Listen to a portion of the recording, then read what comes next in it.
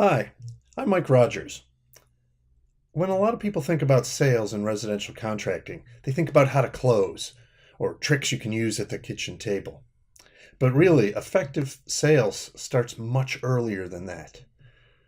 It depends on you laying an effective foundation, focusing on things that your customers care about, and using words that they can understand. And that's why in this course, I want to talk about words and deeds that sell. We'll start with what I call dumping the jargon. Think about who your customers are. Are they people like Anthony Cox, an excellent building science trainer in the industry who knows the ins and the outs and the physics of how homes work and how to do the diagnostics and can tell you about infiltration and exfiltration and differential pressures and combustion safety in the CAS zone and all those other things that you would expect a building science trainer would be very conversant of? But does Anthony look like your average customer? Or would you be more likely to find a retired couple or a family? Maybe not that family, but a family. Or to rephrase using a metaphor that I use from time to time, does your average customer look like Stephen Chu, the former Secretary of Energy, a Nobel Prize winner in physics?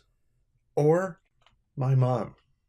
While Stephen Chu understands pascals and infiltration, exfiltration, and BTUs per square foot per hour, that's not the language my mom uses all the time. There's a whole lot of language that we learn and use once we get our BPI certification, or we get certified by NATE, or we just spend 20 years in a particular trade.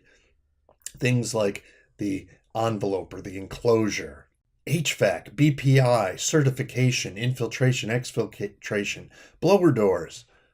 My mom doesn't understand this, but it's important that she understands the concepts that underlie all of this. And that's why when we're talking with my mom or with the average homeowner, you have to use words that she might understand.